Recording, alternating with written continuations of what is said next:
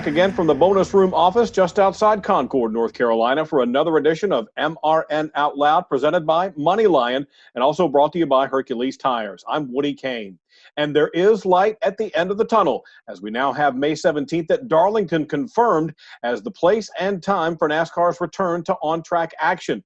We also know that Matt Kenseth will be there as he takes over the 42 car, replacing Kyle Larson at Chip Ganassi Racing. He'll be along after the break, and later we'll hear from a young racer, Anthony Alfredo. He's running a part-time schedule with Richard Childress Racing this season, but he's also quite an iRacer. Kyle Rickey will chat with him, and it's all next on MRN Out Loud. Did you know that banks collected over $15 billion in unnecessary bank fees last year? Come on, enough is enough. It's time we took back control of our finances. That's why Money Lion is proud to bring you the Financial Crew Chief and to be a NASCAR sponsor. Look, no one knows more about hard work and pursuing their dreams than NASCAR fans, drivers, and teams. So we want to bring you the kind of banking that the big banks would never build, with features like zero-fee checking and zero-fee investment accounts. And because life is also meant for a join, with Money Lion, NASCAR fans get even more. We're giving away 1,500 NASCAR tickets to our members this year. Plus, you can get 5% cash back on NASCAR tickets, at-track purchases, and all purchases at NASCAR.com. Learn more at MoneyLion.com or download our app. This is America's most powerful financial membership. Money Lion, here we roar.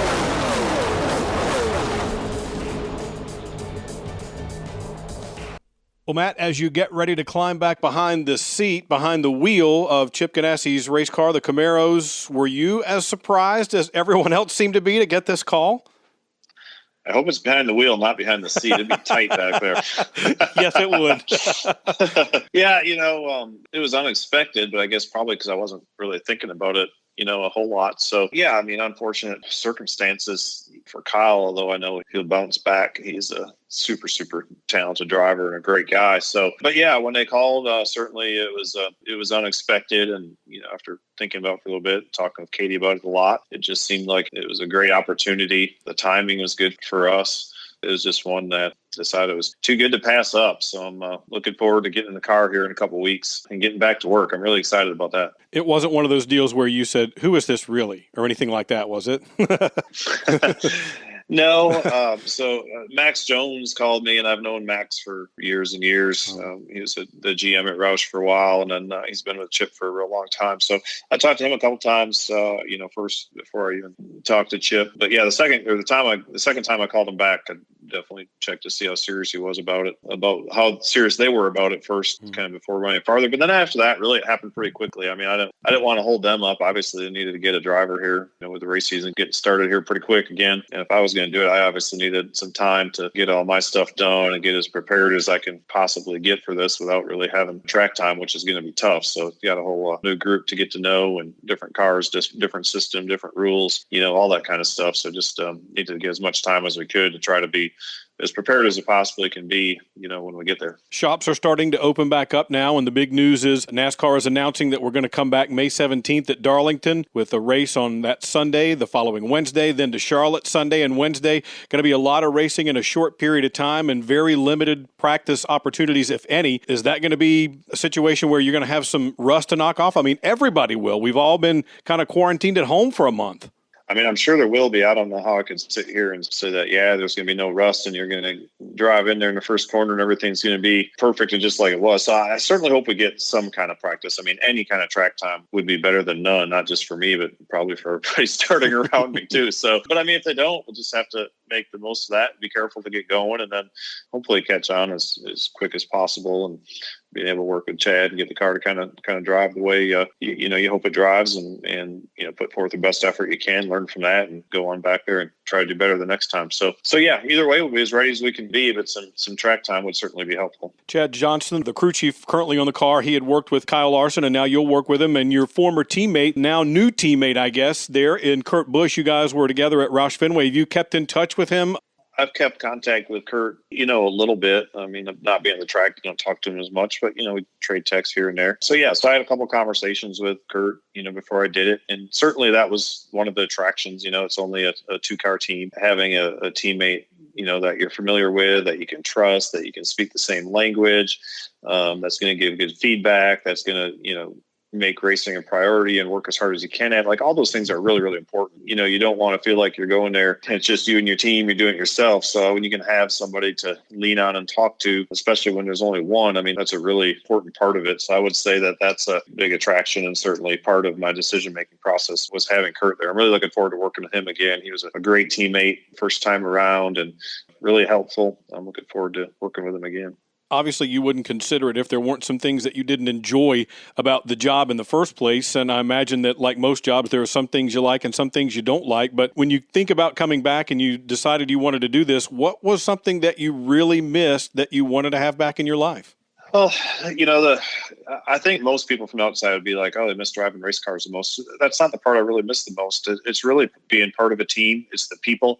It's, spending an hour or two at the shop and starting to get fit up for a seat and working with your crew chief and meeting new people and knowing that you're part of a team that's trying to accomplish great things, and you're a link in that chain, and you're going to be leaned on for certain things, and just the camaraderie and the teamwork and just being part of that, just going and wanting to beat the best guys that there is. And to go there and put in effort and to work alongside those people with a common goal. I mean, I'd say that's the part certainly that I missed the most. And honestly, with this year, with it already being the middle of May, the world kind of being in the place it is right now, and not really, traveling much and being here, the potential schedule was attractive to me too, because after all those years and being gone every weekend from February to the end of November, and then having all these kids at home, and it is hard to miss the school plays and the organized sports and the kids' dances, like all the different little things that you miss was really hard. And last year I got to do all those for the last year and a half. I got to hit every one of those, and we've just had great times.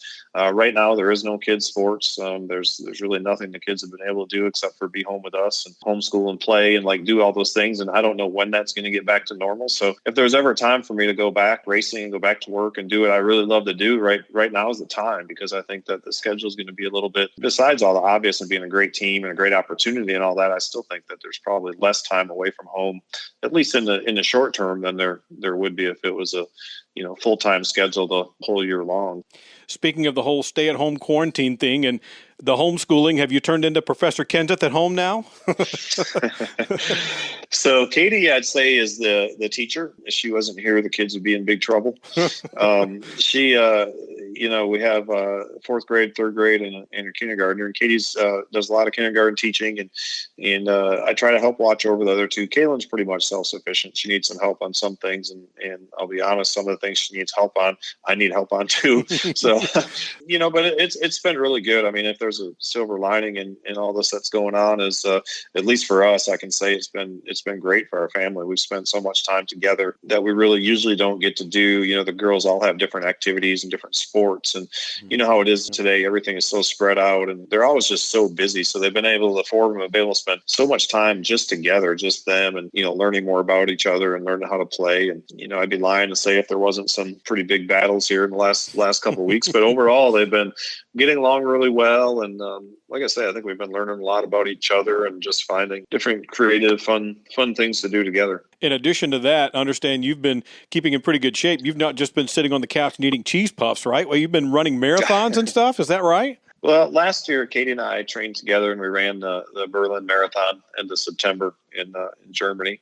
Wow. And that was both of our first marathons. And so we did all that together, and then we stayed over in Europe for a week and kind of looked around. I've never been to Europe before. I never have done really any international travel. Really, all I've ever traveled for was really, really racing. So, so we had a really good time doing that. I had a good summer with the kids, just traveled all over pretty much, kind of around here and around the United States, and had fun with them. And then, so we ran Berlin together. And then the month after that, I ran the New York Marathon as well. And we were in the middle of training for London before all this stuff happened, and London got canceled. So that was going to be our second trip. And we were kind of both training together and kind of getting ready for that. And until that got canceled about a month ago. Wow, it's amazing. It probably seems like 100 years ago now, though, doesn't it, with everything that's gone on? Yeah, it does. The time is kind of seems like a long time ago for sure. I feel like everybody's been cooped up for quite a while. So hopefully it's going to be fun to get back to the racetrack, even though it's going to be a little different than what we're used to. And hopefully that'll be the start of everything getting back, hopefully more toward normal sooner than later. What do you expect to be the most challenging thing? Is it going to be the lack of time in the car that everybody's going to be going through a little bit before you get right back into action? Yeah, I mean, I'm going to say the most challenging thing,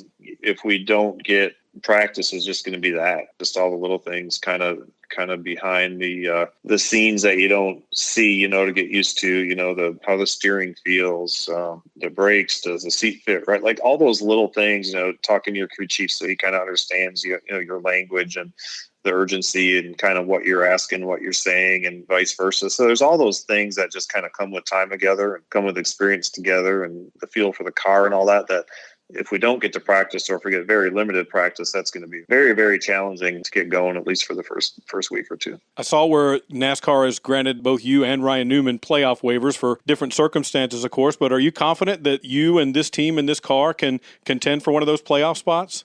Well, I mean, that's a tough one to answer because I never even ran a lap in this car. So, and I haven't raced for a year. So, to be real honest, I realize that the learning curve is going to be really steep. I don't know how long it's going to take me to get up to speed. I don't know if that's going to be 10 laps or 10 weeks. I don't know. So, we certainly all hope it's not going to be 10 weeks. But anyway, I don't know. It's just hard to say. I'm really thankful that NASCAR gave Chip and I the waiver where if we can, win a race or get in the top 16 in points or wherever you got to be in points after the wins to make the playoffs and try to make a run for that. So I'm thankful that's out there. But right now we're in a 4-race hole and we're starting, just getting ready to kind of start off cold turkey. So I think we realize there's a lot of work to do.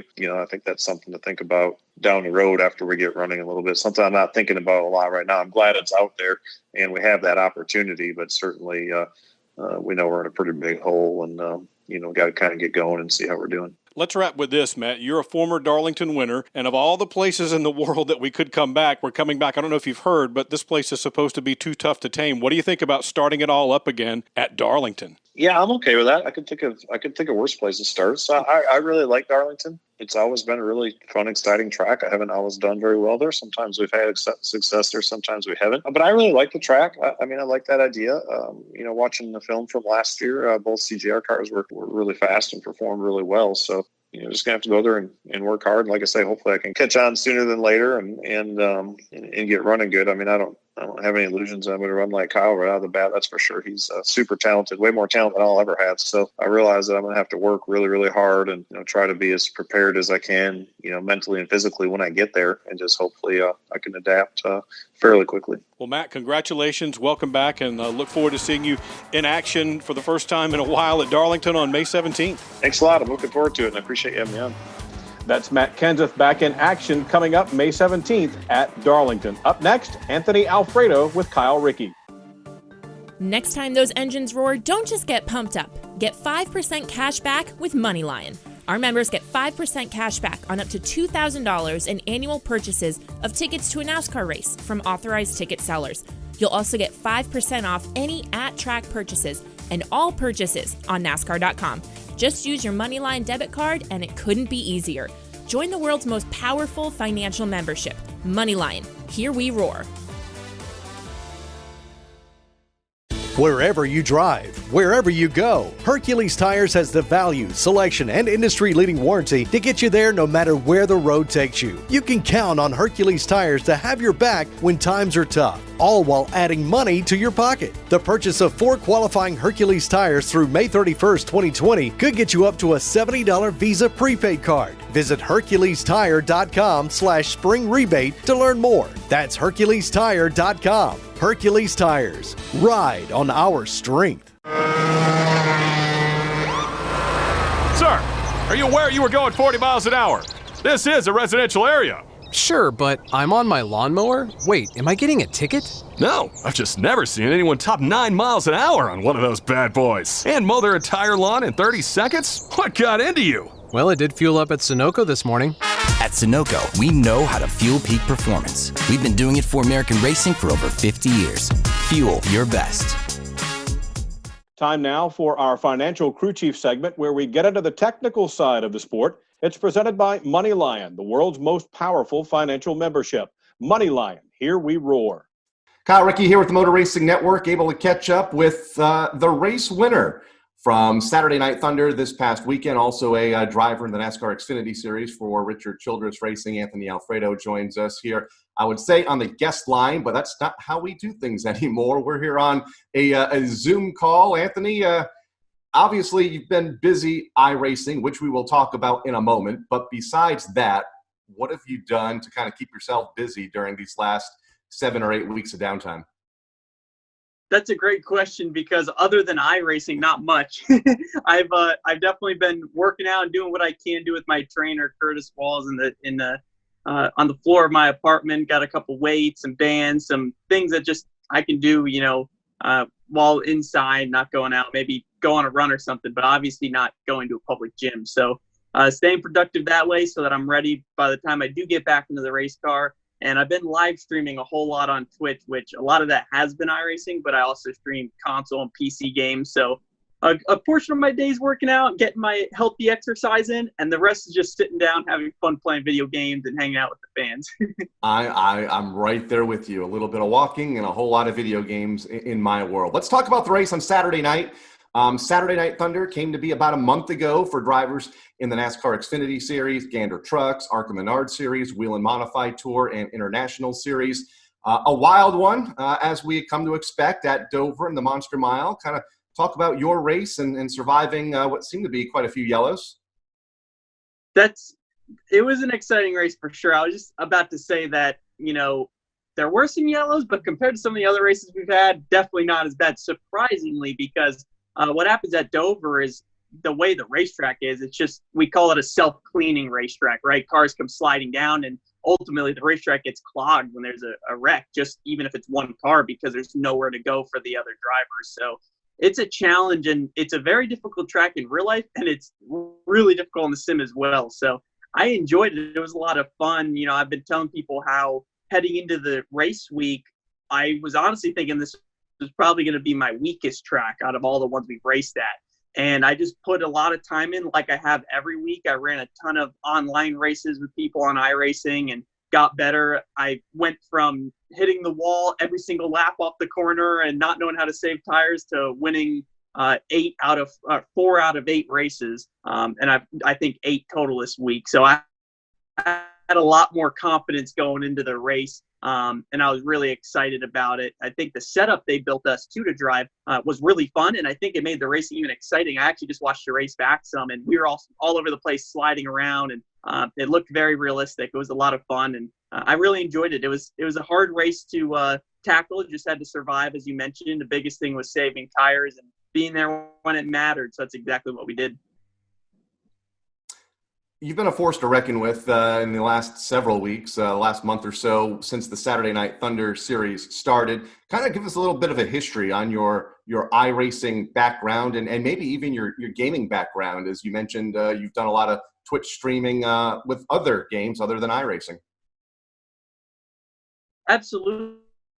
So I'll definitely start with when I was younger. I think one of the first games I ever played was Call of Duty, and I've been hooked on that ever since. I play every single Call of Duty that comes out, and I grew up a big fan of FaZe Clan, which is the world's largest esports organization. And now I've actually been fortunate enough to do some collaborating with them. They were actually on the lower quarter panel of my race car in Auto Club Speedway, and I have some custom gloves. We've been doing some fun things together. I actually played in a charity tournament they had 4 weeks in a row, helping raise funding for coronavirus relief. So that was really cool, and working with them has been really fun on the gaming side of things. And that's when I discovered iRacing, when I got into racing, because the esports industry and gaming in general is something that I've always been pretty passionate about.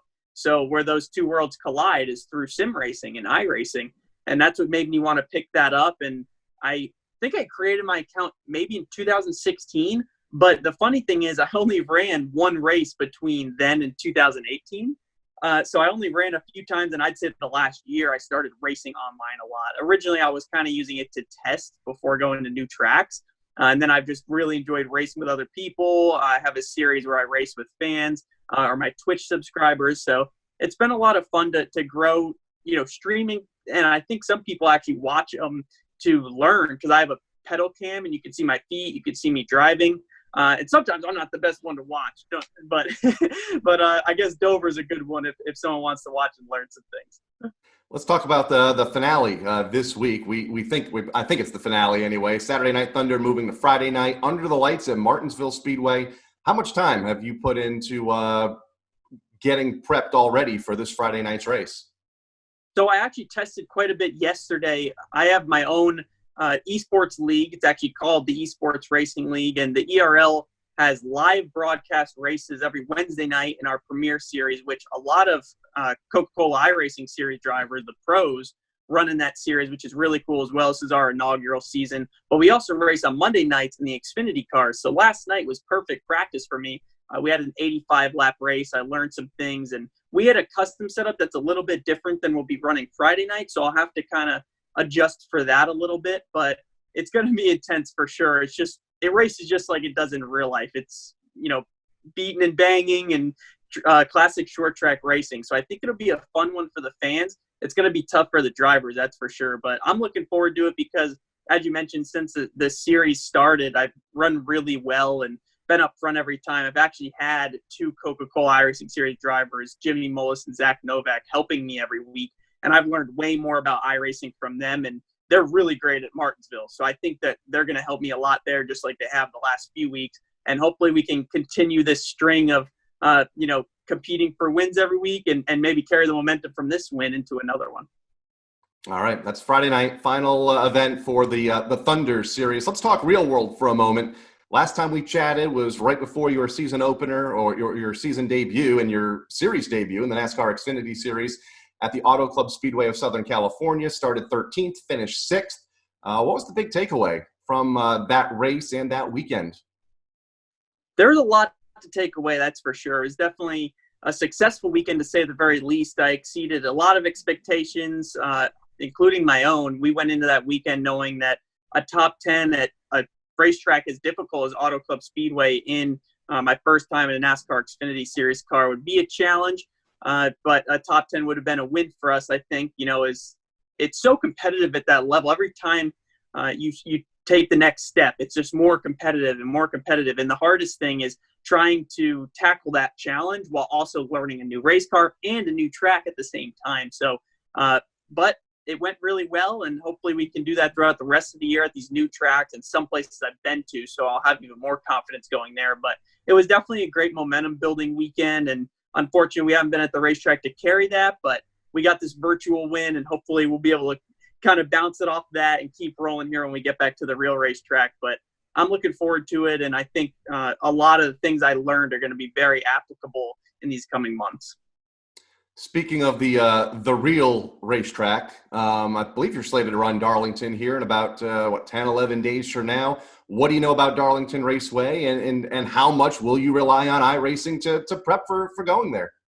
Definitely a lot. I always hop on iRacing before a race, and at the very least, it's a great visual. But I'm fortunate to have a SimSeats driving simulator in my apartment, and that's very realistic as far as the way I sit ergonomically. So it's more than just, it allows me to take full advantage of what iRacing has to offer, because I feel like I'm in the race car and it looks like I'm in the race car, and that really helps me get comfortable. So I'm looking forward to doing that to help prep for it, because that's another track I've never been to. And as you mentioned, some of the things I guess I'm looking forward to is maybe getting my first Darlington stripe. I don't know if that's something you look forward to or if it just happens, but I know it probably will. And I do know that it's arguably the most challenging track on the circuit. So that'll be another challenge for me. As you mentioned, it's only going to be my second race in the NASCAR Xfinity Series and second race of the year after a 2-month break. So it's not going to be easy, but I have the right people around me, the right equipment, and if our car is as fast as Xfinity Internet, we'll have a shot at it. And you get to start that race with no practice and no qualifying, apparently. So that'll be you had to remind me. That'll be a challenge, no doubt. Before the COVID-19 shutdown, we talked about Fontana. What was your schedule supposed to look like? And are you able to retain most of those events, knowing that the schedule's pretty fluid and could probably change and probably will change several times between now and the end of the year? That's a great question, and a lot of the fans have been asking me that. I wish I could have a more solid answer, but right now we're just kind of playing it by ear based on what NASCAR decides. They're only able to release so much at a time, and they're working really hard with the racetracks and our great partners to organize each event, figure out where we can go race, in the foreseeable future, or at least for now until things get a little bit better. I'm just happy we are able to race during this crazy time in the world, very difficult time, and to be able to put on a show for our fans, although they won't be there in the grandstands. I know they'll be watching from home, and it'll be a great opportunity to grow our sport, I think, since we'll be pretty much the only sport, broadcasted at this time. Just with how well the iRacing events have been going, I can't wait till we race in real life as well. So I'm looking forward to that. And as you mentioned, back to my schedule, like I said, it's going to hopefully not shift around too much. Our plans to go to all the same tracks. It's just we don't know when really right now. So as you mentioned, I've got Darlington, and after that, the schedule says Charlotte, and I believe I'm not sure what's after that. I don't know if it's confirmed. But hopefully we can, run a few weeks in a row and gain some momentum. Those races from Darlington Raceway will be live here on the Motor Racing Network. Final question for you. For those that don't know you, your nickname, Fast Pasta. Where did that come from? So I love answering this question because that actually originated my first year racing. I was in a limited late model stock car driving for Leaf Hawk Racing at Hickory Motor Speedway, and I'm pretty sure it was Trevor Townsend who was announcing there, called me that over the loudspeaker. And when I had moved on to drive for Junior Motorsports in a late model in the Cars Tour, those races were broadcasted, and they called me that nickname, and it kind of took off from there. So now we've got this awesome logo of me eating a bowl of pasta, and that's my pit sign. We have apparel with it. Fast Pasta is my Twitch username, and that's my emotes in the chat. There's all kinds of funny stuff. So I fully embraced it. I think the fans love it too. Love the nickname. We need more of those. And it's nice to see them develop in short track racing and then continue to follow you into NASCAR's national spotlight. Anthony, congratulations on the win last week. Best of luck to you Friday night at the virtual Martinsville Speedway and on the real Darlington Raceway in less than 2 weeks from now. Thank you very much. I appreciate your time. That's it for this week's show. Make sure you keep up with us all the time at MRN.com. MRN Out Loud is presented by Money Lion and also brought to you by Hercules Tires. Until next week, I'm Woody Kane.